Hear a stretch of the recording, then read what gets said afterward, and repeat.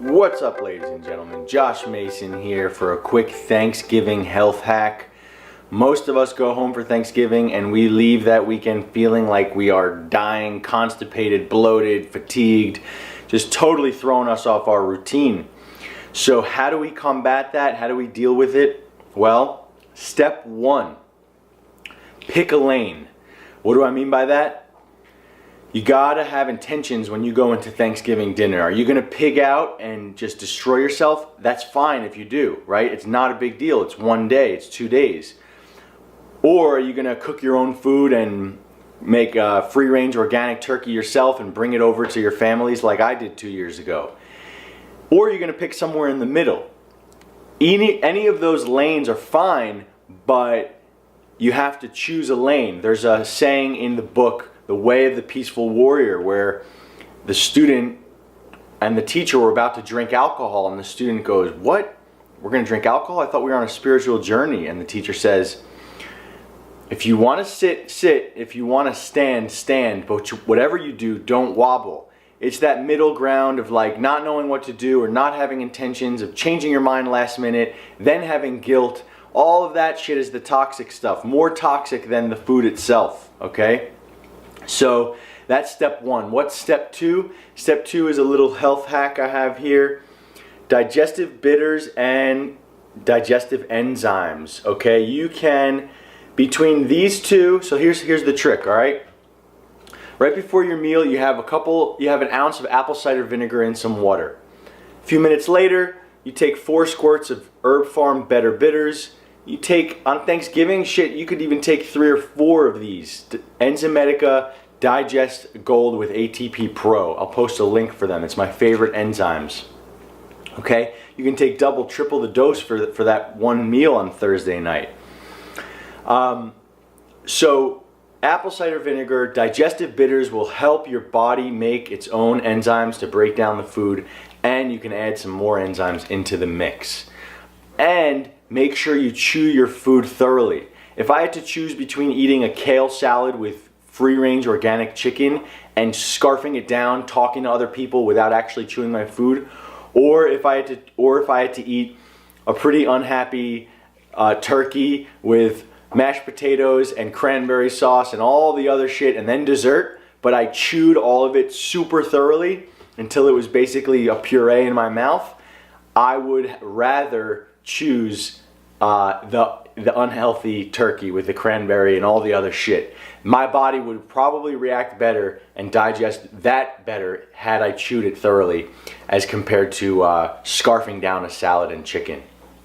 Okay, so step 3. What is step 3? I gotta look in my phone here. Forgot. Oh yeah, food combining. Food combining, okay, ladies and gentlemen. We don't know about this in our common culture. We're not taught this. But there are certain food combinations that just don't get along well.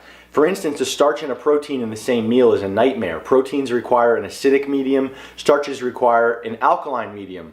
So when you put them together, it confuses the digestive system. Now, that's an important rule, but we know that that's just not possible for Thanksgiving to follow that. We gotta have the mashed potatoes. We gotta have all this other stuff, right? It's essential to have a good time, enjoy yourself, have the mashed potatoes with the turkey.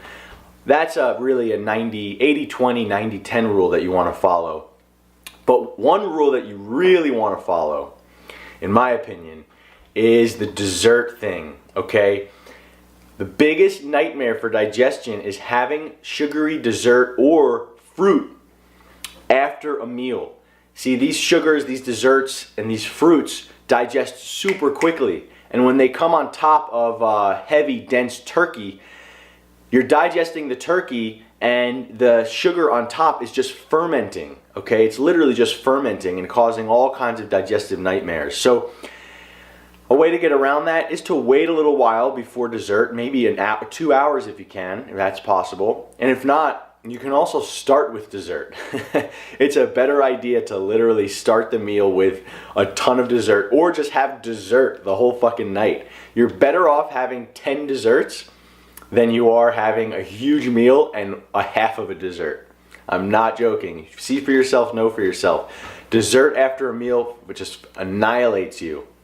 especially after a big meal, and especially a big dessert after a big meal. So, step 4, okay, this is important. This is an emotional, psycho-spiritual, emotional concept. You know, when we go back home, all of our shit gets flared up. When I say shit, I mean our junk, our multi-generational, spiritual, karmic junk. It all just gets totally flared up, and you know, and it's difficult. It bypasses all of the work we've done, all of the meditation and yoga. It just bypasses it. It cuts right through, and you'll be back into your childhood state, you know?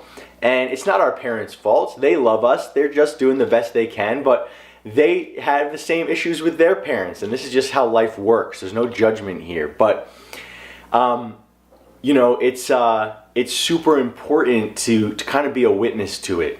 You know, at times I've been in the most zen state of my life, and then I go home, and 2 days later I find myself yelling at my sister or yelling at my mom, and it's like, what? Like, I couldn't even imagine yelling 2 days ago at anyone. It's even someone who cursed me off. I couldn't even imagine it. I do actually have a road rage issue that I have to work on. I tend to get a little crazy on the road. But anyway, you know, so try and be a witness. And here's the number 1 rule, ladies and gentlemen, that I learned over my years. Don't preach to your parents. Don't preach about the healthy food and what they're doing wrong and what they should change in their house, and why ayahuasca is a good drug, and why ayahuasca is better than pharmaceuticals. Here's the thing. They won't respond to preaching. I've spent 3 fucking years trying to preach to my parents from this place of fear and desire and wanting to be right, and they didn't respond to it. They didn't care. They didn't want to know about it. They just wanted me to be happy. But once I truly found something, right? Like, they could tell I found something. Wow, I have a business from this, and my health is great, and I'm stable, and I'm not the crazy Josh that they knew for 3.5 years. Then it's like, oh wow, what is Josh doing? And now they ask me questions, and I don't have an ego about it, and I'm not trying to prove them wrong. That's how the change will be made for your family. It will not happen from preaching. You are spinning your wheels, wasting your time, and taking fucking 10 steps backward in terms of convincing your parents to change their ways. So, totally just shut up on that front. Just be happy, give them love, and they'll want to know what you're doing differently if you're in a really good state. If you're truly in a really good state and you're at peace and you're in a better place than you've ever been, they're genuinely going to want to know what you're doing, but not from that ego battle that we share together with our parents. So, okay, ladies and gentlemen, let's see. I may have had one more step here. Yes. Oh, you know what? I wanted to tell a story, actually. An example of what I was just talking about is that I just got home to my mom's house a few weeks ago to visit, and it's my friend's cat. She's 20 years old.